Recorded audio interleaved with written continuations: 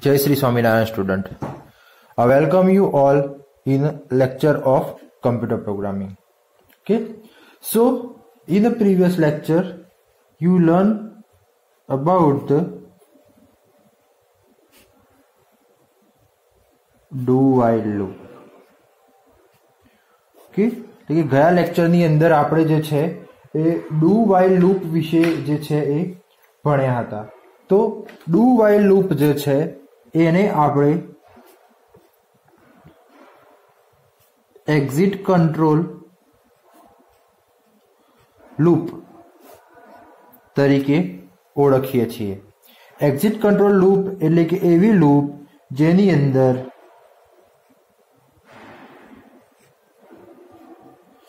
statement execute first and then condition is checked. એટલે કે do while loop જે છે એ એક્ઝિટ કંટ્રોલ લૂપ છે કે જેની અંદર સૌથી પહેલા જે છે એ સ્ટેટમેન્ટ એક્ઝિક્યુટ થાય છે, પછી જે છે એની કન્ડિશન ચેક થાય છે. એના પછી જો આપણે એની સિન્ટેક્સની વાત કરીએ તો સિન્ટેક્સમાં કેવું છે કે ડુ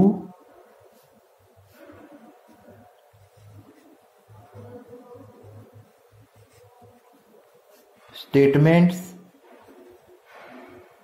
while then condition અને colon. So this is the syntax of do while loop. એટલે કે જ્યારે આપણે એવી કોઈ કન્ડિશન અથવા તો એવી સિચ્યુએશન ક્રિએટ થાય છે કે જેની અંદર સૌથી પહેલા આપણે સ્ટેટમેન્ટ ચેક કરવાનું થાય અને પછી કન્ડિશન ચેક કરવાની થાય, તો એવા સમયે જે છે એ આપણે ડુ વાઇલ લૂપનો ઉપયોગ કરીએ છીએ. ઓકે. સાથે આપણે જે છે એ એનું એક્ઝામ્પલ જે છે એ એક જોઈએ તો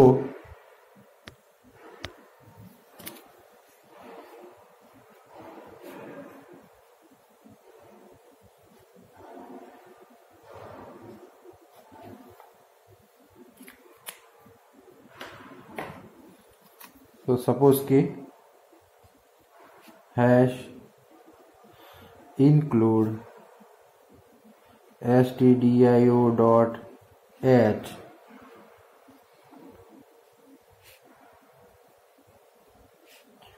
void main integer n is equal to 1 and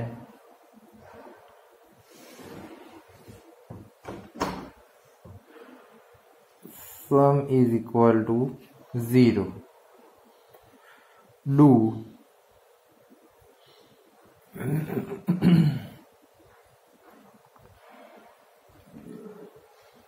sum is equal to sum plus n, n is equal to n plus 1 and while n less than equal to 10.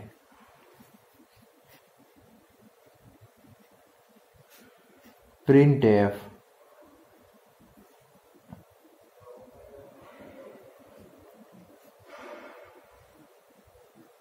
sum is equal to %d sum get ch and close.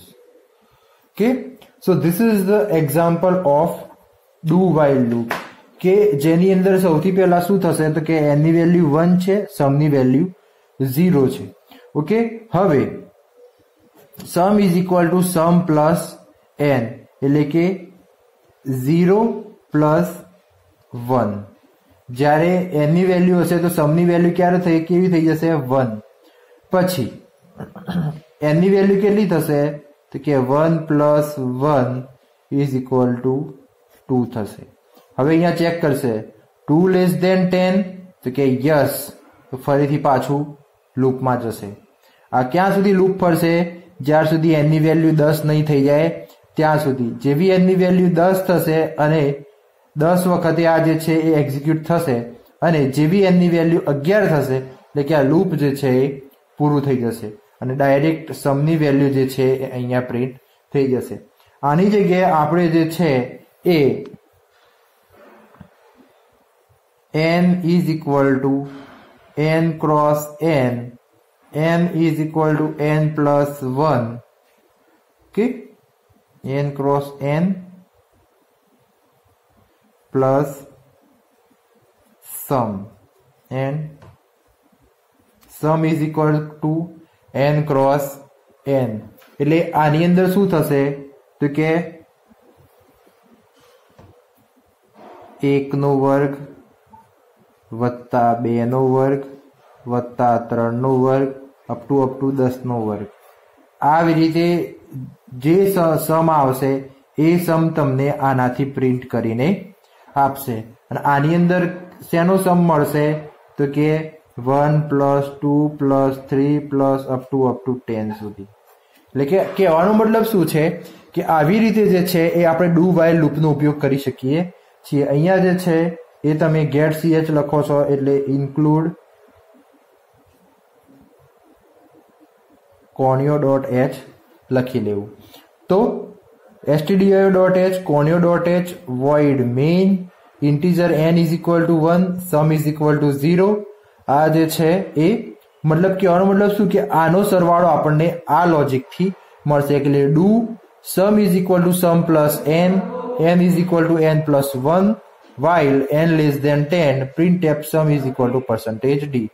એ જ રીતે જો મારે અહીંયા 1 square plus 2 square plus 3 square up to 10 square આવી રીતનો જો મારે સરવાળો જોઈતો હોય તો અહીંયા હું n ક્રોસ n કરીશ એટલે sum is equal to n cross n plus sum n is equal to n plus 1. તો આ જ પ્રમાણે જે છે એ સપોઝ કે અહીંયા લખી દઉં do while n less than equal to 10 અને જો સમ પ્રિન્ટ કરાવડાઈશ તો એ વખતે જે છે એ મને આ 1 square plus 2 square plus 3 square plus 10 up to 10 square સુધીનો જે સમ થશે એ સમ અહીંયા મને પ્રિન્ટ થયેલો મળશે. Okay, so this is the do while loop which we learned in a previous lecture. Now we are going to start the new loop, that is the for loop. So start with the for loop.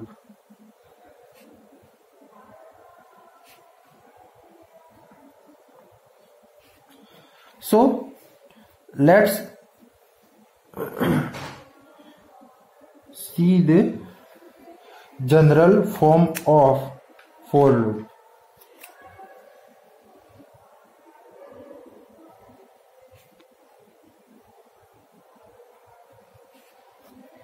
So general form is for E1, E2, E3, okay, then body. So this is the general form of for loop where E1, E2 and E3 એ શું છે એ વસ્તુ આપણે ખાસ સમજવાની છે. So E1 is a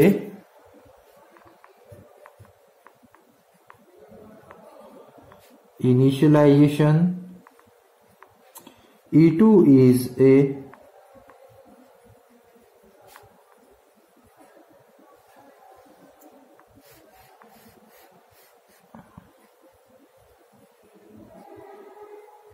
condition and E3 is a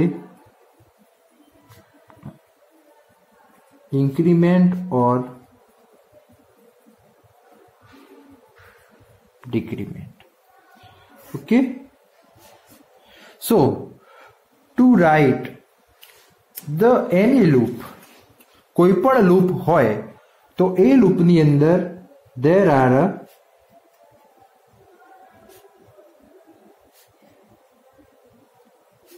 three main components.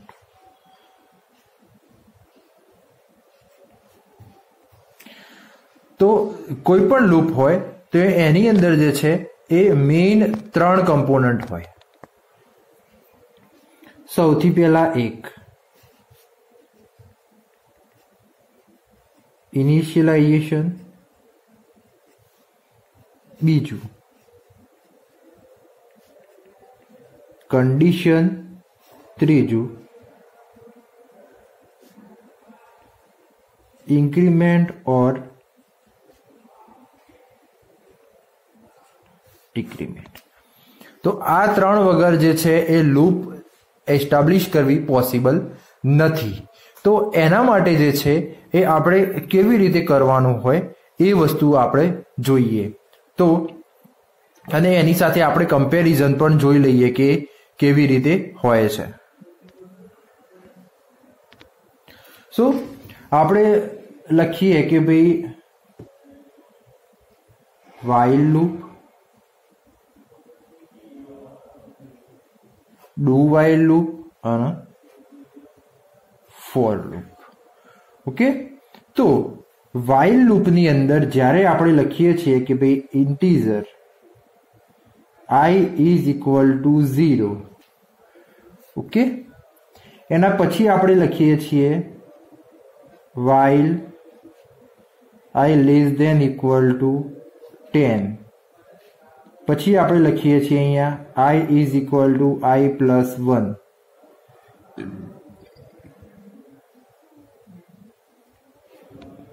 I is equal to 1, sum is equal to 0. Okay, I is equal to I plus 1,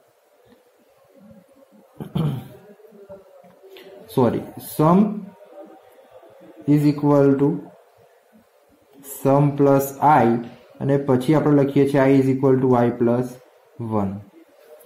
okay, આ થઈ ગઈ while loop ની વાત. હવે do while ની વાત કરીએ તો સેમ એવી જ રીતે integer I is equal to 1, integer sum is equal to 0, do sum is equal to sum plus I is equal to I plus 1, while I less than equal to 10. અને જો આ જ વસ્તુ આપણે ફોર લૂપમાં લખવી હોય તો કેવી રીતે લખાય? તો કે integer I sum is equal to 0, I is equal to 0, I less than equal to 10, I plus plus,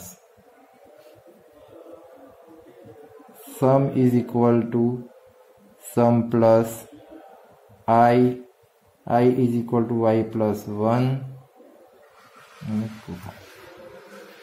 okay, હવે આની અંદર આપણે જે છે એ ઇન્ક્રીમેન્ટ, ઇનિશિયલાઇઝેશન અને આપણું જે છે કન્ડિશન એ શોધવાનું છે. તો જુઓ, સૌથી પહેલા આપણે જોઈએ ઇનિશિયલાઇઝેશન. તો while loop ની અંદર અહીંયા જે તમે જુઓ છો this is the initialization. એવી જ રીતે do while ની અંદર આ જે છે એ ઇનિશિયલાઇઝેશન છે અને for loop ની અંદર આ જે છે ને એ ઇનિશિયલાઇઝેશન છે. ઓકે, હવે નેક્સ્ટ કન્ડિશન. તો અહીંયા while loop ની અંદર આ જે લખેલું છે એ કન્ડિશન છે, અહીંયા do while ની અંદર અહીંયા જે લખેલું છે એ કન્ડિશન છે અને for loop ની અંદર આ જે લખેલું છે એ કન્ડિશન છે. અને છેલ્લી વસ્તુ increment. So this is here, this is the increment, this is the increment and here this is the increment. એટલે આપણે જે છે એ એને અહીંયા અલગથી લખવાની જરૂર નથી. તો કહેવાનો મતલબ શું છે કે આપણે અહીંયા જુઓ, અહીંયા શરૂઆતમાં ઇનિશિયલાઇઝેશન કર્યું, પછી આપણે કન્ડિશન લખી અને ઇન્ક્રીમેન્ટ કરાવડાયું. ડુ વાઇલ લૂપની અંદર આપણે સૌથી પહેલા ઇનિશિયલાઇઝેશન કર્યું, પછી ઇન્ક્રીમેન્ટ કર્યું અને છેલ્લે કન્ડિશન આવી. ફોર લૂપની અંદર ઇનિશિયલાઇઝેશન, કન્ડિશન અને ઇન્ક્રીમેન્ટ. આ બધું જે છે એ આજુબાજુ જ રહેલું છે. સો કહેવાનો મતલબ શું છે કે જ્યારે આપણે કોઈ પણ લૂપ લખીએ તો એ વખતે ઇનિશિયલાઇઝેશન, કન્ડિશન અને ઇન્ક્રીમેન્ટ અથવા તો ડિક્રીમેન્ટ આ વસ્તુ લખવી જરૂરી જ છે. અને આપણે બધી જ લૂપની અંદર આ વસ્તુ લખીએ પણ છીએ, પણ આપણા ધ્યાનમાં એ વસ્તુ આવતી નથી કે આપણે એ વસ્તુ કઈ જગ્યાએ એક્ઝેક્ટલી લખી છે. પણ જ્યારે પણ આપણે લૂપ લખવાની થાય તો એ વખતે હંમેશા ઇનિશિયલાઇઝેશન, કન્ડિશન અને ઇન્ક્રીમેન્ટ અથવા તો ડિક્રીમેન્ટ એ પ્રોગ્રામની જરૂરિયાત પ્રમાણે જે છે એ આપણે લખવાનું જ હોય છે.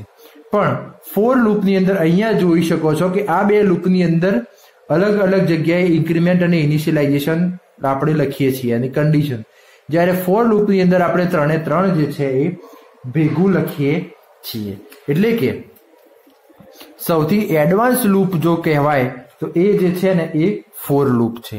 કારણ કે ફોર લૂપની અંદર ઇન્ક્રીમેન્ટ, ઇનિશિયલાઇઝેશન અને કન્ડિશન એ બધી જ વસ્તુઓ જે છે એ એક જ જગ્યાએ આવી જાય છે. સાથે હવે આનું જે છે એ આપણે ફ્લો ચાર્ટ જો જોવો હોય તો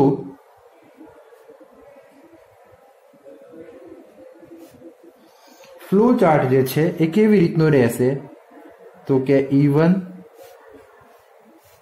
એક્સપ્રેશન,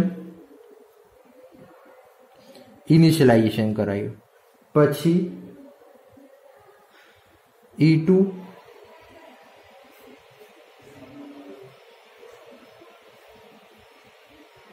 કન્ડિશન, એના પછી બોડી and then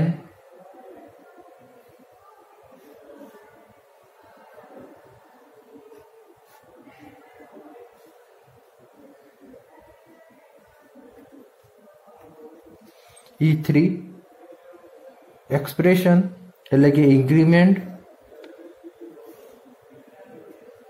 અને ફરીથી પાછું કન્ડિશન.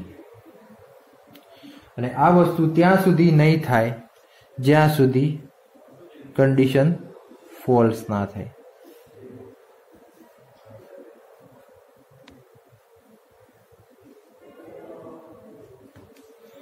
ઓકે, એટલે કે this is the flow chart જ્યાં E1 જે છે એ શું છે તો કે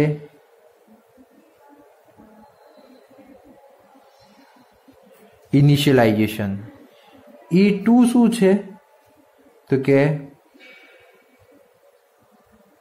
કન્ડિશન અને E3 શું છે તો કે ઇન્ક્રીમેન્ટ અથવા તો ડિક્રીમેન્ટ. ઓકે, એટલે કે જ્યાં સુધી કન્ડિશન જે છે એ ટ્રુ હશે ત્યાં સુધી લૂપ જે છે એ સતત ફરશે. જ્યારે કન્ડિશન જે છે એ ફોલ્સ થશે એટલે આ સીધું જે છે એ શું થઈ જશે, ટર્મિનેટ થઈ જશે અને જે આન્સર હશે એ આવશે. બીજી વસ્તુ, હવે આપણને એવો પ્રશ્ન થાય કે ભાઈ ઇનિશિયલાઇઝેશનમાં શું લખવાનું? તો ઇનિશિયલાઇઝેશનની અંદર જે છે એ વેલ્યુ ક્યાંથી તમારે શરૂ કરવાની છે એ વસ્તુ તમારે લખવાની છે. ચલો એ વસ્તુ આપણે આગળ જોઈએ. સો અત્યારે આપણે એ શીખી રહ્યા છીએ કે લૂપ કેવી રીતે એક્ઝેક્ટલી લખવાની. તો સૌથી પહેલા જે છે એ ઇનિશિયલાઇઝેશન.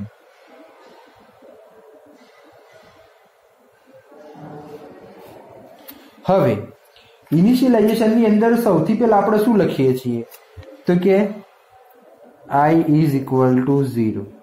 એવું જરૂરી નથી કે I is equal to 0 જ લખાય.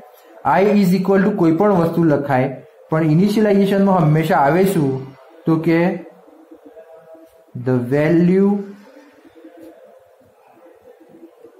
start from.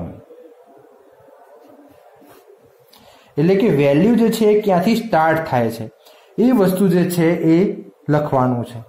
ફોર એક્ઝામ્પલ આપણે એક પ્રોગ્રામ બનાવીએ છીએ જેની વેલ્યુ જે છે જે 1 + 2 + 3 + અપ ટુ 10 તો કે 1 થી 10 સુધીનો સરવાળો કેટલો થાય છે એ વસ્તુ મારે જોઈએ છે। તો આ લૂપ માટે અહીંયા જોવાનું કે શરૂ ક્યાંથી થાય છે તો કે 1 થી। તો એ વખતે I is equal to 1 ત્યાંથી શરૂ થશે એટલે કે ઇનિશિયલાઇઝેશન જે છે એ આવી રીતે થશે। હવે આપણે બીજું એક્ઝામ્પલ જોઈએ કે ક્યારેક તમને એવું આપ્યું હોય કે 11 plus 12 plus up to plus 14 આ કેટલા થાય તો એ વખતે I ની વેલ્યુ જે છે એ 11 થશે એ વખતે 1 થશે નહીં। એટલે હંમેશા યાદ રાખવાનું કે આપણે ઇનિશિયલાઇઝેશન અને બીજી વસ્તુ કે ઇનિશિયલાઇઝેશનમાં I જ લેવું એ પણ જરૂરી નથી। I સિવાય તમે કોઈ પણ વેરિયેબલ લઈ શકો છો, પણ ઇનિશિયલાઇઝેશનમાં હંમેશા એ લખવાનું કે આપણું એક્ઝિક્યુશન કઈ વેલ્યુથી શરૂ થશે। કન્ડિશનમાં એ લખવાનું કે એ વેલ્યુ ક્યાં સુધી જશે। ઓકે, હવે જો આપણે શરૂ ક્યાંથી થશે તો એ ઇનિશિયલાઇઝેશનમાં લખવાનું। હવે બીજી વાત કરીએ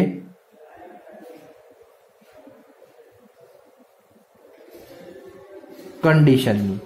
તો કન્ડિશનમાં એ વસ્તુ જોવાનું રહેશે કે આ વેલ્યુ ક્યાં સુધી જશે, એટલે કે I ની વેલ્યુ જે છે એ સપોઝ કે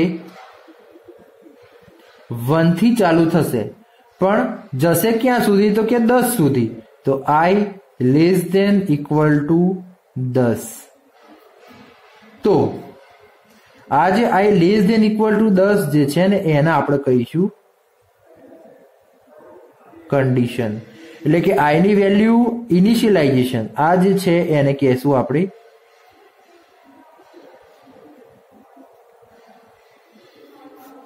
તો I is equal to 1 એટલે કે ઇનિશિયલાઇઝેશન શરૂઆત જે છે ઇનિશિયલાઇઝેશન એટલે આપણે લખીએ શરૂઆત અથવા તો આપણે લખીએ સ્ટાર્ટિંગ। તો કે શરૂઆત ક્યાંથી થશે તો કે 1 થી ક્યાં સુધી જશે તો કે 10 સુધી।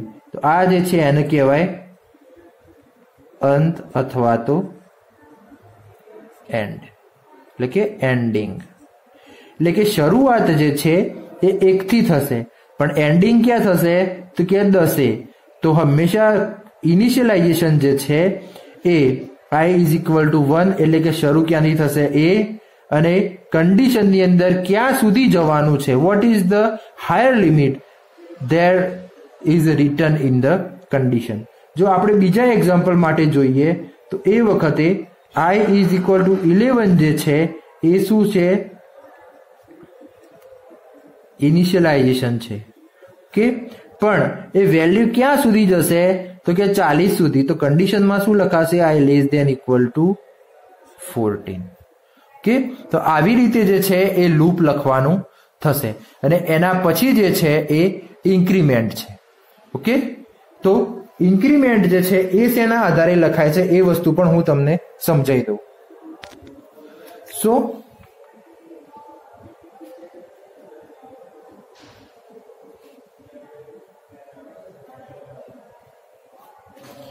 ઇન્ક્રીમેન્ટ જે છે એ શેના આધારે થાય છે તો કે ઇન્ક્રીમેન્ટ જે છે એ સપોઝ કે આપણે અહીંયા લખ્યું છે કે 1 + 2 + 3 + 4 અપ ટુ +10। તો અહીંયા જે છે એ તમે જોઈ શકો છો કે આ ડિફરન્સ જે છે એ કેટલાનો છે 1 નો છે। અહીંયાથી અહીંયા જે છે એ જોઈ શકો છો તો ડિફરન્સ કેટલો છે 1 નો। અહીંયાથી અહીંયા જે છે એ ડિફરન્સ કેટલો છે 1 નો, એટલે કે આ ડિફરન્સ જે છે એ 1 1 1 નો છે। એટલે આપણે ઇન્ક્રીમેન્ટમાં I is equal to I + 1 અથવા તો I ++ લખીએ છીએ। જો આની જગ્યાએ વેલ્યુ આવી રીતે આપેલી હોય કે 2 + 4 + 6 અપ ટુ +20 તો આવા સમયે જે છે એ ઇન્ક્રીમેન્ટની વેલ્યુ જે છે એ ચેન્જ થઈ જશે। એટલે કે એ વખતે જે છે એ I is equal to I + 2 આવી રીતે તમારે લખવાનું રહેશે, કારણ કે અહીંયા વેલ્યુ જે છે એ 2 2 2 2 બાઉન્સ થાય છે. ઓકે, એટલે કે ઇન્ક્રીમેન્ટ અને ડિક્રીમેન્ટ, આ એવું નથી કે ઇન્ક્રીમેન્ટ જ લખાય, એની જોડે ડિક્રીમેન્ટ પણ આવશે, પણ એ પ્રોગ્રામની રિક્વાયરમેન્ટ પ્રમાણે આવશે. એટલે આ વસ્તુ ખાસ એક વસ્તુ ધ્યાનમાં લેવાની છે કે આવી રીતે આપેલું હોય 1 + 2 + 3 + up to 100, તો એ વખતે જે છે એ ઇનિશિયલાઇઝેશન થશે,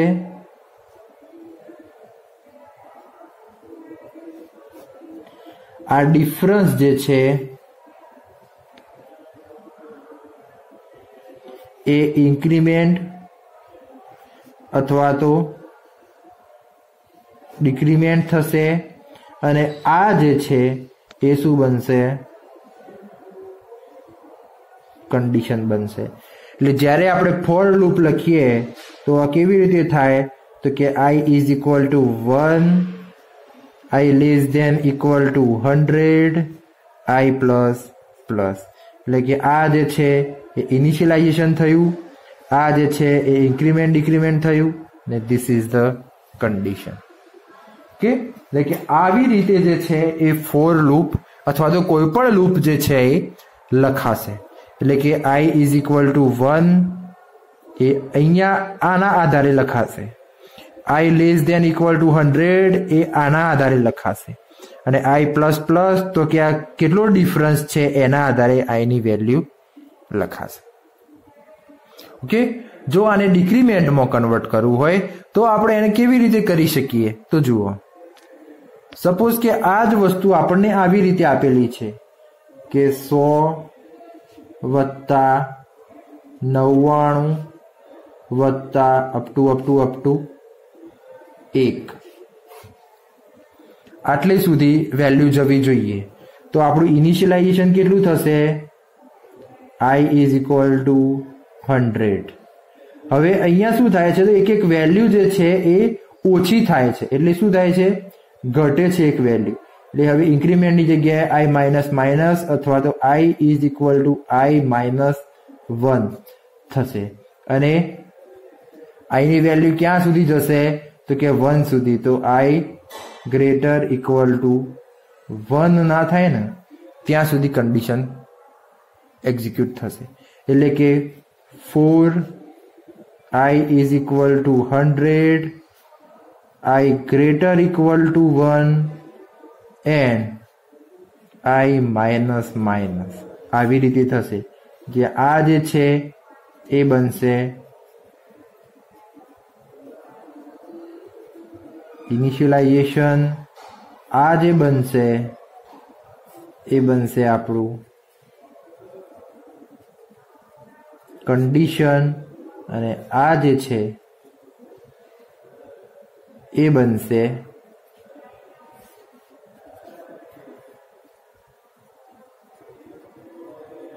ડિક્રીમેન્ટ.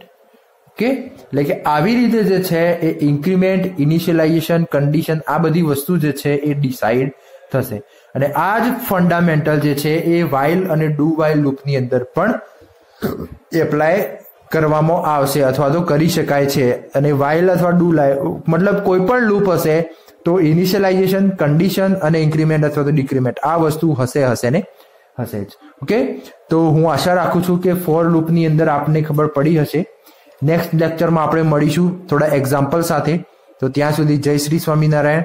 અસ્તુ.